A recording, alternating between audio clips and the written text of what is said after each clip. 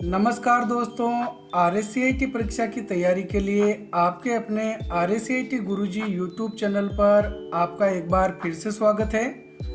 हमेशा की तरह ही आज की हमारी 35 महत्वपूर्ण प्रश्न उत्तरों की क्लास रहने वाली है। आज की इस क्लास में आपके इनमें से कितने प्रश्न उत्तर सही हो रहे हैं हमें कमेंट करके ज़रूर बताएं। हम आपके लिए ऐसे ऐसे प्रश्न उत्तरों का चुनाव करते हैं जिनके परीक्षा में आने के काफ़ी चांसेस होते हैं। आप हमारी रोजाना आने वाली क्लास को जरूर देखें। शुरू करते हैं आज की हमारी क्लास। हमारा प्रश्न नंबर 1 है, हैंड्स फ्री प्रोफाइल यानी HFP में ब्लूटूथ का प्राथमिक उपयोग क्या है? File sharing, audio streaming, internet browsing या फिर वीडियो कॉलिंग। तो इसमें सही उत्तर है बी, ऑडियो स्ट्रीमिंग।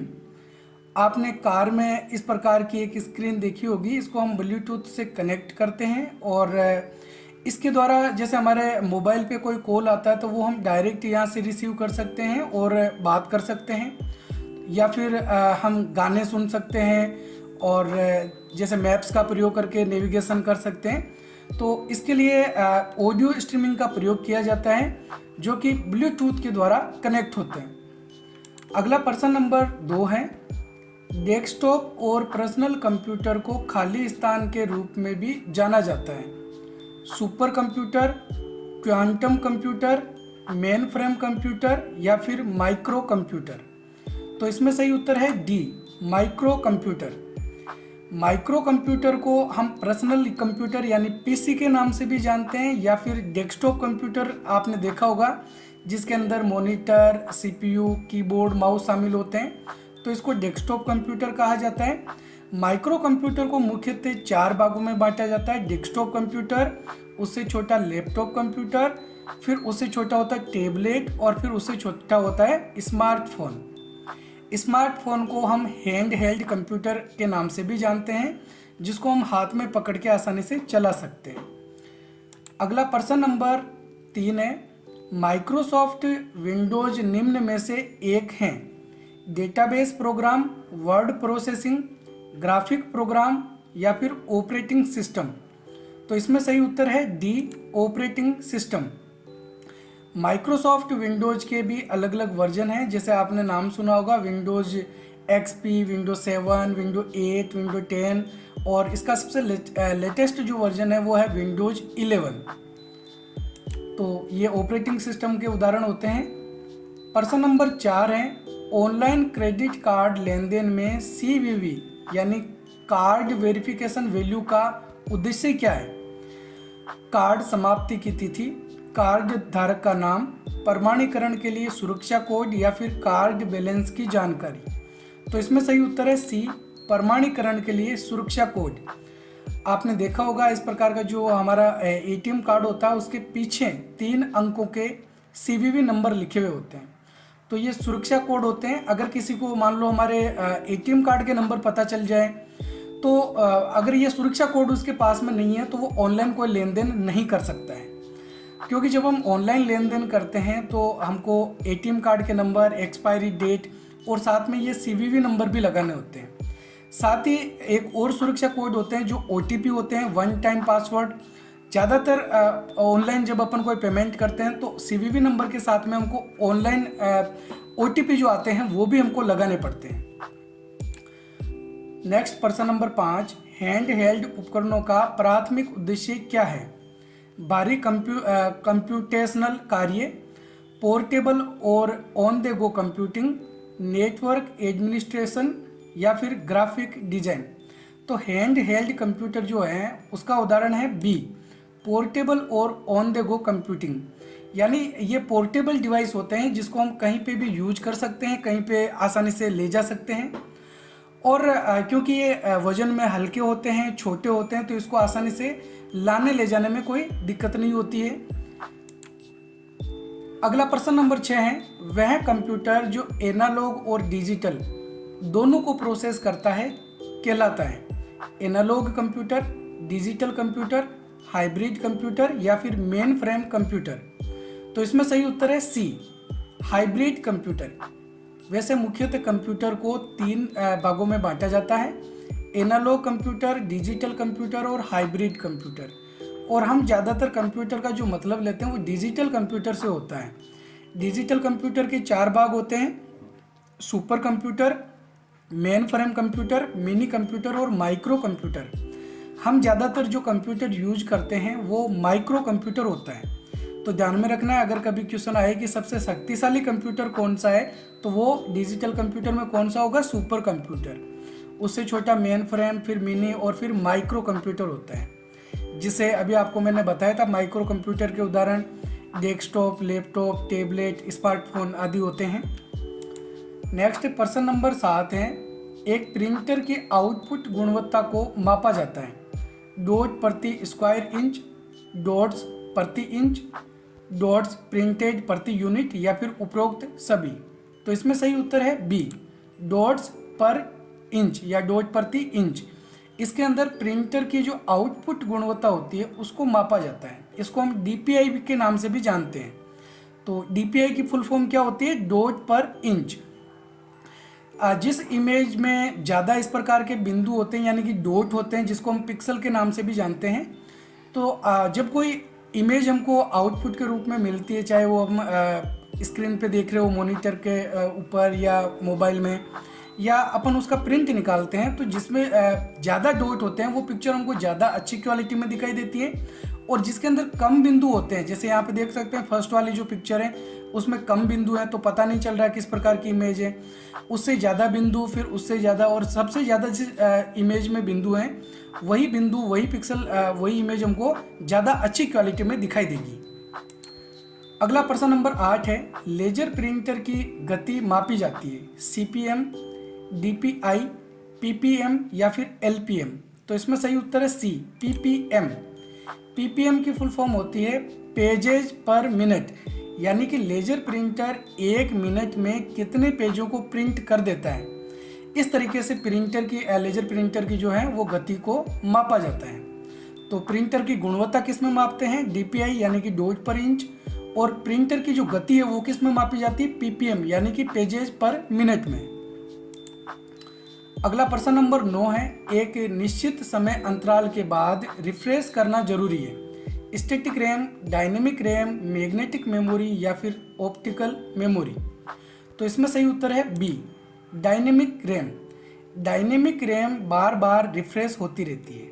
जैसे यहाँ पे देख सकते हैं, डायनेमिक रैम यानी जिसको हम डी रैम के नाम से भी जानते हैं, एक प्रकार की रैम यानी रैंडम एक्सेस मेमोरी है जो कंप्यूटर में डेटा स्टोर करने के लिए उपयोग की जाती है। यह एक अस्थायी मेमोरी होती है, ध्यान में रखना है। और रैम जो होती है वो अस्थायी मेमोरी होती है, यानी कि इसमें जो डेटा है वो तब तक ही रहता है जब तक हमारा कंप्यूटर ऑन होता है। कंप्यूटर जैसे ही बंद होता है, रैम के अंदर जो डेटा होता है वो मिट जाता है। जिसका मतलब है कि जब बिजली चली जाती है तो इसमें संग्रहित डेटा खो जाता है। डी रैम को डायनेमिक रैम इसलिए कहा जाता है क्योंकि इसे लगातार रिफ्रेश करने की आवश्यकता होती है ताकि डेटा बरकरार रहे। हम जब भी कोई सॉफ्टवेयर ओपन करते हैं तो वो सारे सॉफ्टवेयर डायनेमिक रैम यानी कि इस प्रकार की जो रैम है वो मदरबोर्ड पे लगी होती है, इसके अंदर सेव रहता है। और स्टैटिक रैम के अंदर जो डेटा होता है वो स्थायी रूप से, यानी कि रहता तो जब तक कंप्यूटर ऑन है तब तक ही रहता है, लेकिन वो स्थिर रहता है। हालांकि दोनों के अंदर ही डेटा कंप्यूटर बंद होने के बाद मिट जाता है। रैम मुख्यतः 2 ही प्रकार की होती है, स्टैटिक रैम और डायनेमिक रैम। तो ज़्यादातर इस प्रकार की रैम जो है उसको हम बोलते हैं डायनेमिक रैम। स्टैटिक रैम एक कैश मेमोरी वाला जो डेटा है उसको स्टोर करके रखती है, जो डेटा कंप्यूटर में बार बार यूज किया जा रहा है। तो रैम मुख्यतः 2 प्रकार की होती है, ये भी आपको ध्यान में रखना है। स्टैटिक रैम में डेटा स्थिर रूप से रहता है और डायनेमिक रैम में डेटा बार बार रिफ्रेश होता रहता है। नेक्स्ट प्रश्न नंबर 10 है, MS एक्सेल 2019 में संपूर्ण कॉलम को हाईलाइट करने की शॉर्टकट कुंजी क्या है? Control plus space bar, control plus page up, control plus enter या फिर कंट्रोल प्लस सी। तो इसमें सही उत्तर है ए, कंट्रोल प्लस स्पेस बार। यहाँ पे देख सकते हैं माइक्रोसॉफ्ट एक्सेल के अंदर जब हम कंट्रोल प्लस स्पेस बटन दबाते हैं तो इस प्रकार का जो कॉलम है वो हाईलाइट हो जाता है, यानी कि पूरा कॉलम सेलेक्ट हो जाता है।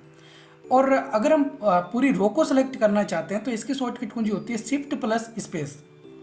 कंट्रोल स्पेस कॉलम को सिलेक्ट करने के लिए और शिफ्ट स्पेस रो को सिलेक्ट करने के लिए। तो दोनों ही शॉर्टकट कुंजी आपको याद रखनी है। Next person number 11, operating system क्या है? System software, application software, word processing software या फिर कम्युनिकेशन सॉफ्टवेयर? तो इसमें सही उत्तर है ए, सिस्टम सॉफ्टवेयर। ऑपरेटिंग सिस्टम एक सिस्टम सॉफ्टवेयर का भाग होता है।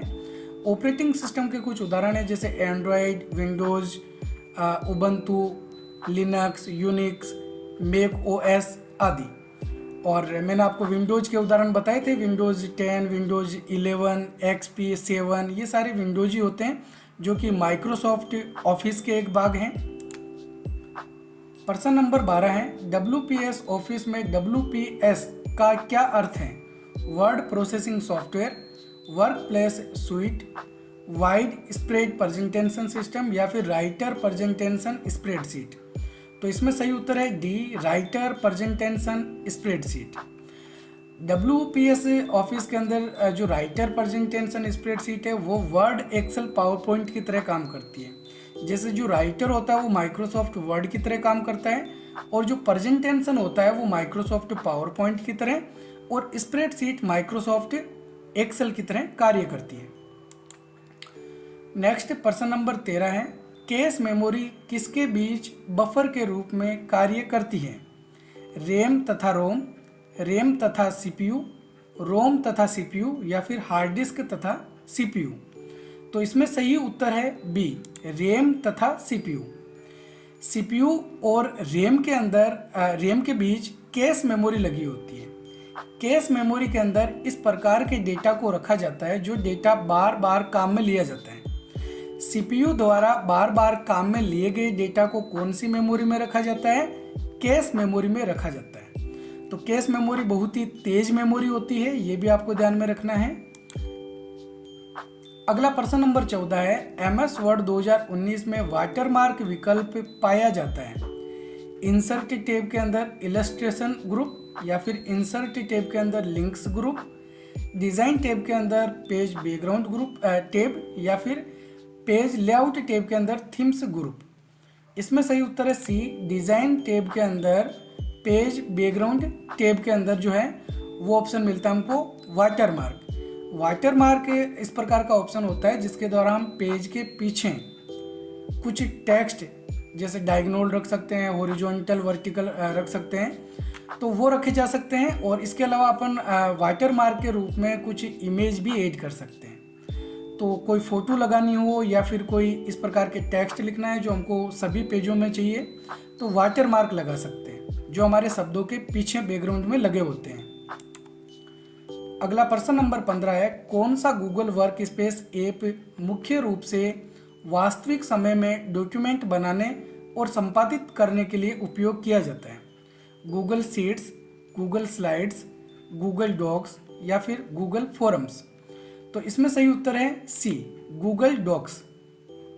गूगल डॉक्स एक ऑनलाइन प्लेटफॉर्म है जो कि गूगल की तरफ से हमको मिलता है। तो ये जो सॉफ्टवेयर है वो माइक्रोसॉफ्ट वर्ड की तरह काम करता है। इसके अंदर भी हमको माइक्रोसॉफ्ट वर्ड की तरह के अलग अलग टूल्स मिलते हैं, लेकिन ये ऑनलाइन होता है। ऑनलाइन होने के इसमें फ़ायदे भी हैं। फ़ायदे ये हैं कि इस फाइल को हम किसी के साथ शेयर कर सकते हैं और ऑनलाइन कई सारे यूजर्स इसमें एक साथ चेंजेज कर सकते हैं। जैसे इसको डॉक्यूमेंट को एडिट करना हो तो कई सारे यूजर्स एक साथ इस डॉक्यूमेंट को एडिट कर सकते हैं ऑनलाइन, और जो भी एडिट करते हैं वो तुरंत हमको इस डॉक्यूमेंट में दिखाई देने लगता है। तो डॉक्यूमेंट को लोगों के साथ शेयर किया जा सकता है और उनको एडिट भी किया जा सकता है ऑनलाइन तरीके से। प्रश्न नंबर 16 है, कंप्यूटर सिस्टम का मस्तिष्क यानी ब्रेन है ALU, मेमोरी, CPU या फिर कंट्रोल यूनिट? तो इसमें सही उत्तर है सी, CPU को ही कंप्यूटर का मस्तिष्क कहा जाता है।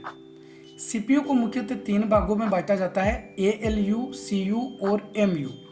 ALU का मतलब होता है arithmetical and logical unit, CU का मतलब होता है कंट्रोल यूनिट और MU का मतलब होता है memory unit.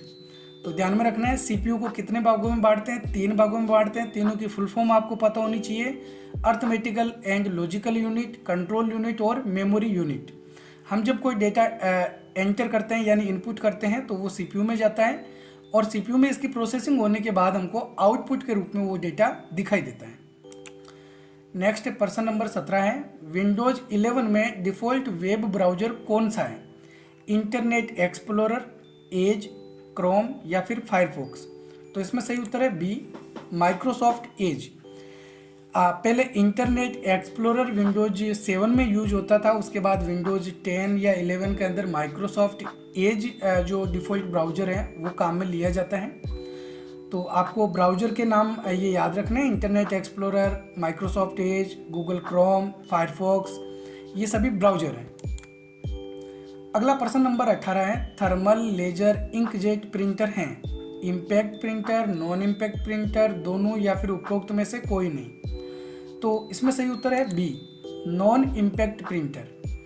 Thermal printer, laser printer, inkjet printer ये क्या है? नॉन इम्पैक्ट प्रिंटर है।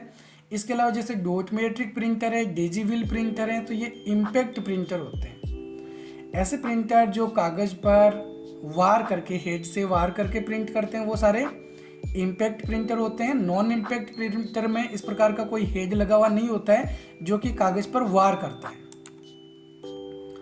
प्रश्न नंबर 19 है, OMR दर्शाता है optical manual reader, optical mark recognition, operator mark reader या फिर ऑप्शनल मार्क रीडर?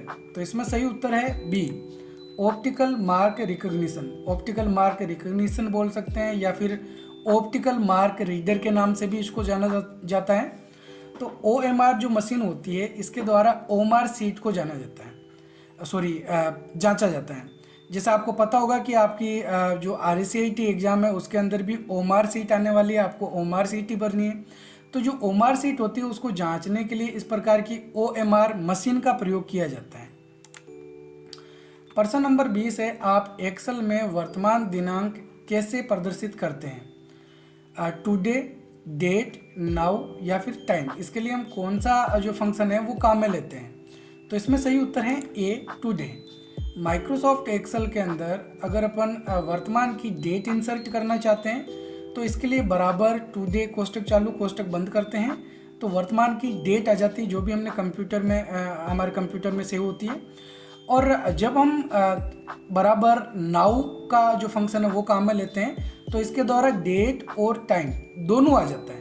तो आपको ध्यान में रखना है, केवल डेट के लिए टुडे और डेट और टाइम अगर दोनों चाहिए तो उसके लिए नाउ का जो फंक्शन है वो काम में लिया जाता है। नेक्स्ट प्रश्न नंबर 21 है, गूगल वर्क प्लेस में गूगल ड्राइव का उद्देश्य क्या है? ईमेल को सेंड तथा रिसीव करना, फाइल्स तथा डॉक्यूमेंट को स्टोर तथा शेयर करना, स्प्रेडशीट को क्रिएट तथा एडिट करना या फिर ऑनलाइन मीटिंग्स को आयोजित करना? तो इसमें सही उत्तर है बी, फाइल्स तथा डॉक्यूमेंट्स को स्टोर तथा शेयर करना। इसके लिए हम गूगल ड्राइव का प्रयोग करते हैं। गूगल ड्राइव के अंदर हम फाइल फोल्डर्स को सेव करके रख सकते हैं, साथ ही हम इनको किसी के साथ शेयर भी कर सकते हैं। तो ये एक ऑनलाइन स्टोरेज होता है जिसको हम क्लाउड स्टोरेज के नाम से भी जानते हैं। कल की क्लास में आपको बताया था क्लाउड स्टोरेज मुख्यतः 3 प्रकार के हैं, Google drive, Microsoft one drive और ड्रॉप बॉक्स। प्रश्न नंबर 22 है, कौन सी शॉर्टकट कुंजी वर्तमान प्रेजेंटेशन में एक नई स्लाइड सम्मिलित करती है? Ctrl+N, Ctrl+M, Ctrl+S या फिर उपरोक्त सभी? तो इसमें सही उत्तर है बी, Ctrl+M।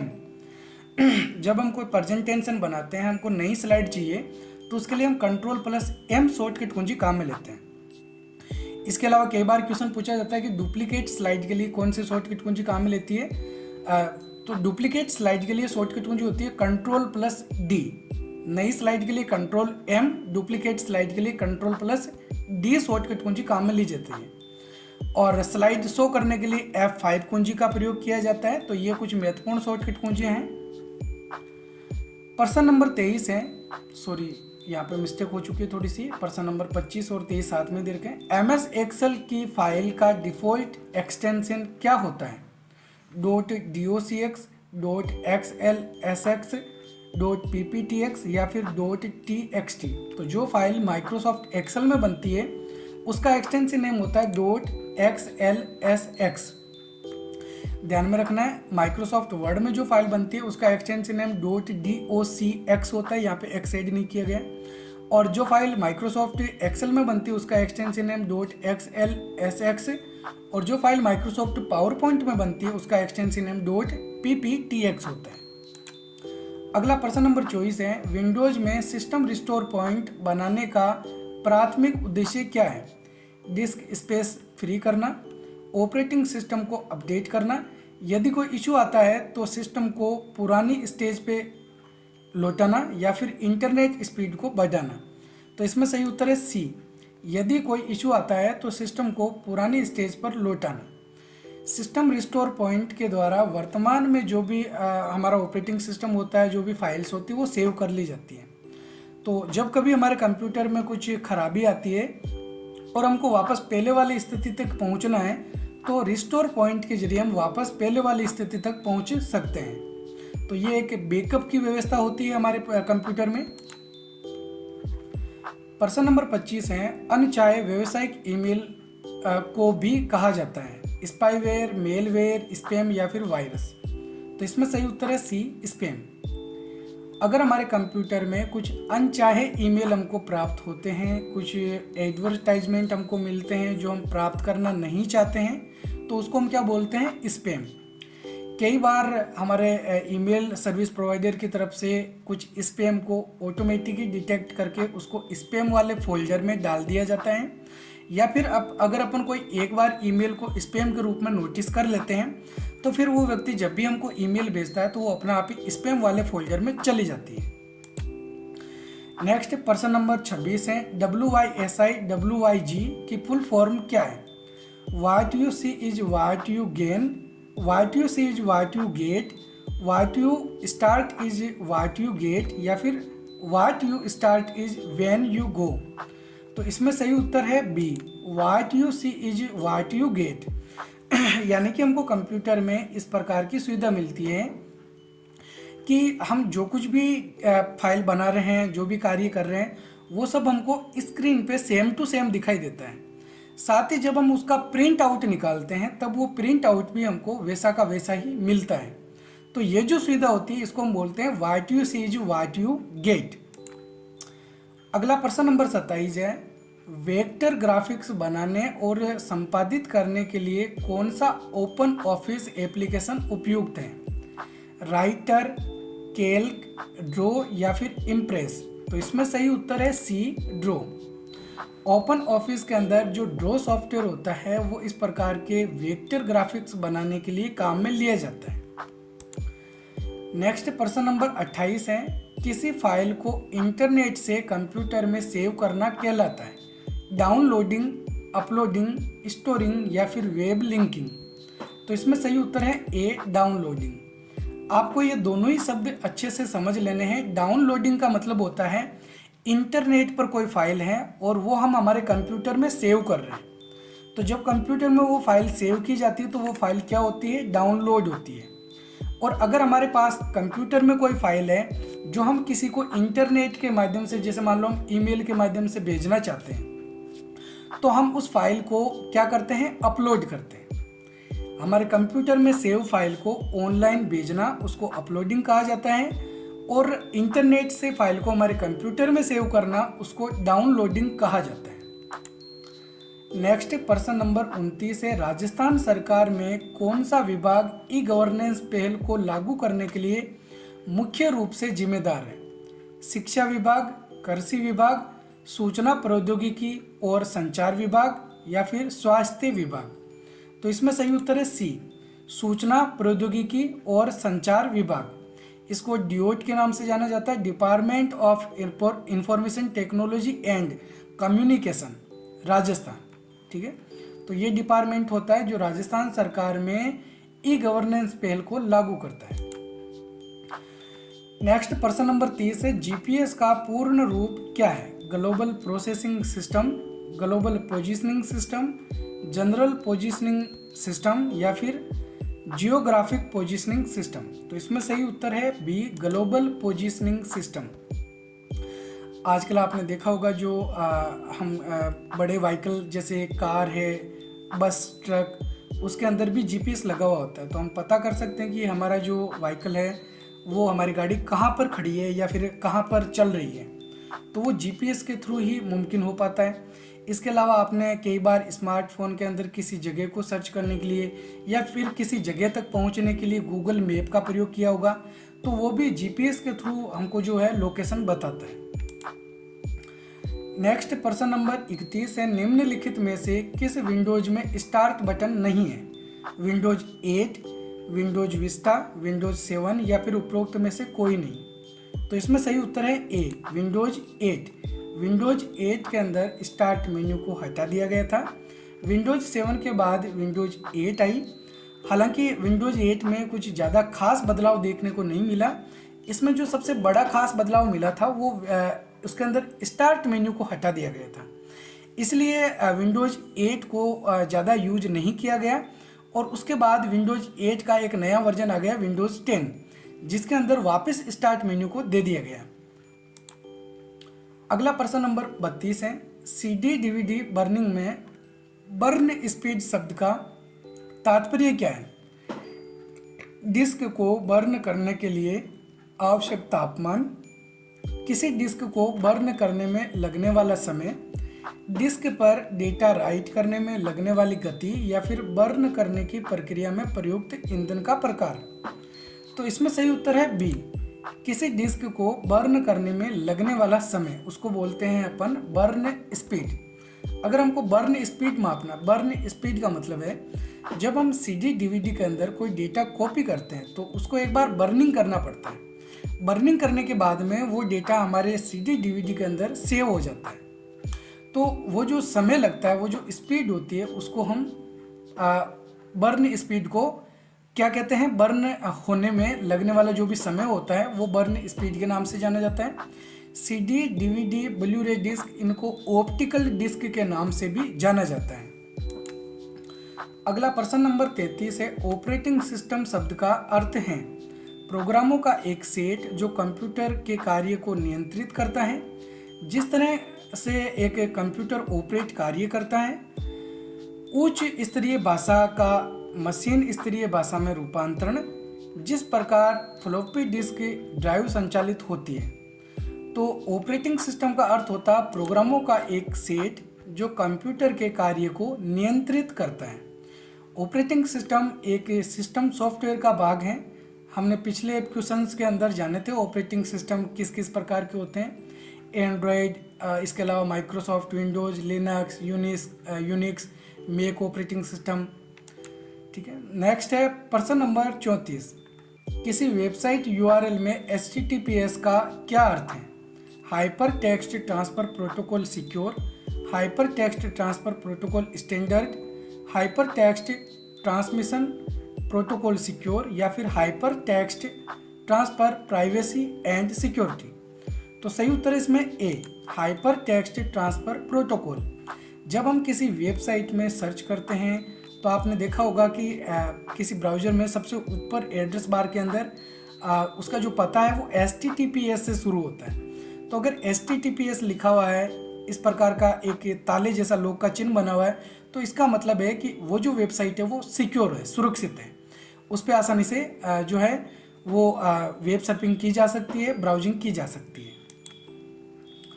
अगला प्रश्न नंबर 35 है, कंप्यूटर में मुख्य घटक कौन से हैं? हार्डवेयर और सॉफ्टवेयर, प्रिंटर और मॉनिटर, कीबोर्ड और माउस, ऑपरेटिंग सिस्टम और डिवाइस ड्राइवर। तो इसमें सही उत्तर है ए, हार्डवेयर और सॉफ्टवेयर। हमारा कंप्यूटर सिस्टम हार्डवेयर और सॉफ्टवेयर से मिलकर बनता है। हार्डवेयर का भौतिक भाग होता है जिसको देखा या छुआ जा सकता है, जबकि सॉफ्टवेयर का कोई भौतिक भाग नहीं होता है। तो ये थे आज के हमारे 35 इंपॉर्टेंट प्रश्न उत्तर। आपके इनमें से कितने प्रश्न उत्तर सही हो रहे हैं हमें कमेंट करके ज़रूर बताएं। और वीडियो आपको कैसा लगा? अगर वीडियो पसंद आए तो वीडियो को लाइक और हमारे चैनल को सब्सक्राइब जरूर करें। और साथ ही अगर आपने हमारे पुराने वीडियोज़ नहीं देखे हैं तो उन्हें ज़रूर देख लें, क्योंकि उनमें भी काफ़ी सारे इम्पोर्टेंट क्वेश्चन आंसर आपको मिलने वाले हैं। हमारी रोजाना आने वाली क्लास को जरूर देखें। तो हम मिलेंगे एक और नए वीडियो में, तब तक के लिए जय हिंद जय भारत।